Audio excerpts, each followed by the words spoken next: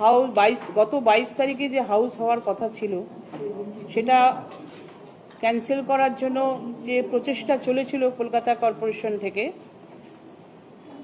আসলে আমাদের অর্ডারটা যা দিই কর্পোরেশনের সেক্রেটারি মারফতই আমরা বিভিন্ন কাউন্সিলরকে চিঠি পাঠাই এবং পোস্টপন্ড হলেও চেয়ারম্যানের পাওয়ার থাকে পোস্টপন্ড করার, কিন্তু আমাদের অজান্তেই পোস্টপন্ড লেটার যখন পাঠানো হয়েছিল জনপ্রতিনিধিদের কাছে আমরা সে ব্যাপারে পুরো অন্ধকারই ছিলাম। এই পরিপ্রেক্ষিতে গত 29 তারিখ আমরা হাইকোর্টের দ্বারস্থ হয়েছিলাম ডিভিশন বেঞ্চে এবং কেসটা রেজিস্টার হয়েছিল সেই দিন।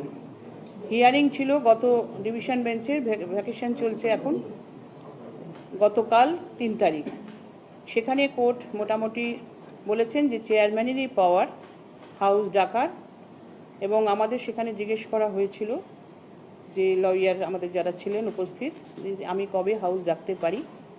আমরা কোর্টকে জানিয়েছি যে 19 তারিখ আগামী 19শে জুন 2টোর সময় আমরা হাউস ডাকব এবং সেই মতোই আমরা সেক্রেটারিকে চিঠি পাঠাচ্ছি এবং কোর্টের যে অর্ডার পৌঁছে দেওয়ার কথা সেটাও যথাসময়ে যথাযোগ্যভাবেই সেটা যার যার কাছে পৌঁছানোর কথা আছে তাদের কাছে পৌঁছে দেওয়া হবে বা হয়েছে।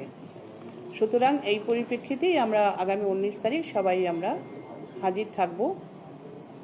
আমাদের হাউস চলাকালীন হাউসে আমরা যাতে করতে পারি তার জন্য আমরা ডিসিশন নিচ্ছিলাম।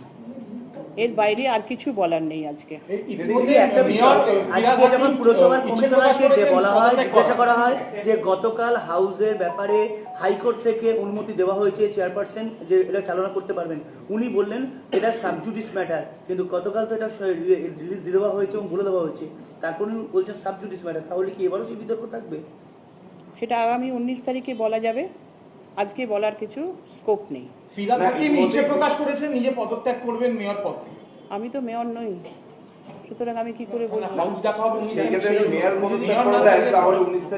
কর্পোরেশন আইন যদি সকলের জানা থাকে, যে আইনে মোটামুটি বলা আছে আমরা কর্পোরেশন আইনের 1980 রুলসের বাইরে যাব না এবং সেই মতোই আমরা চলবো। হ্যাঁ, মেয়র যদি পদত্যাগ করে দেন তাহলে কি বোর্ড থাকে? এত বিস্তারিত করার কোনো ব্যাপার নেই, যেটা আইনে আছে, আবার বলছি যেটা আইনে আছে সেই আইন মারফতই সব হবে।